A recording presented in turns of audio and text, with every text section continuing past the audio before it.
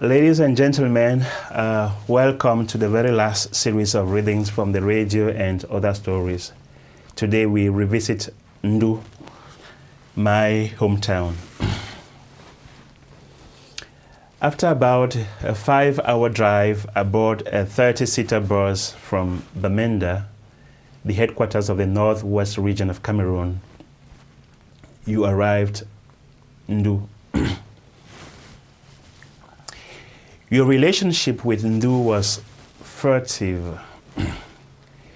You had never lived there, even though it is what comes closest to the expression hometown to you. Ndu and you were like ships that crossed at night, thus leading to a relationship of strange familiarity.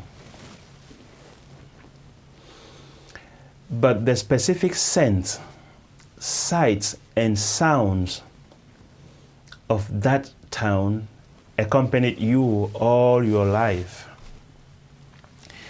Your first memories of Ndu were closely tied to Monique Seka's clip, Mistua, which you pronounced as a child as Mistua.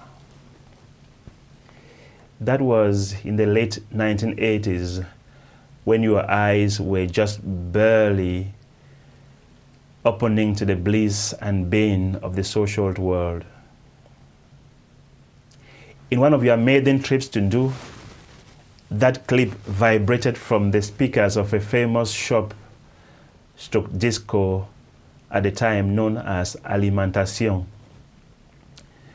The clip had a particular grace, not only thanks to the brittle voice of both its original singer, but the way it was rendered by infantile interpreters that you were, Mistua, Mado, Mistua.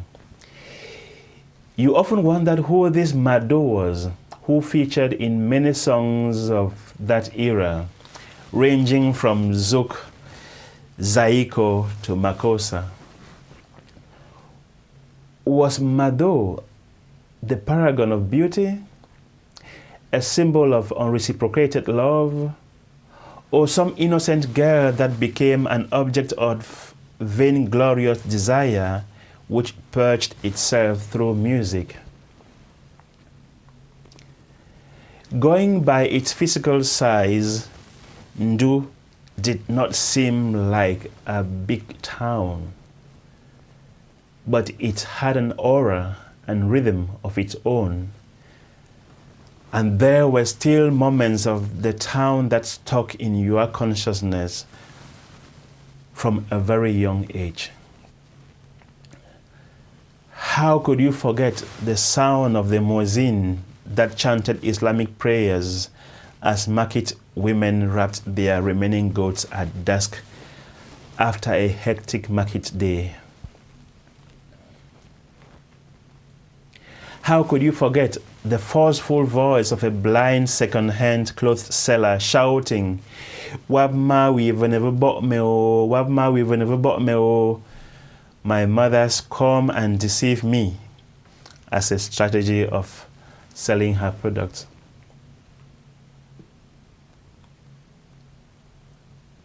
How could you forget the fig tree at the center of the old market and the legendary stories that surrounded it, and so on and so forth? Ndu irrevocably stood for modernity and development, and your mom used to reward any good behavior by promising to take you to Ndu. Unfortunately, these promises never materialized until when you turned 6. Ndu stood for the promise of newness, of a new pair of school shoes, of new toys, of a new football, and above all, new Christmas clothes. Sometimes you held your breath the whole day, counting the hours, the minutes, the seconds, And then that final moment at dusk when the taxi driven by the loquacious Nya or the taciturn Sam Bob would make a redemptive stop in front of your compound in Lo for your mom to step out. But the fulfillment of the gift depended on the fluctuating price of beans at a time when salaries ceased to mark the actual beginning of the month. But that, again, is another story. However, every time you passed Ndu, the sight of the old market seemed pathetic.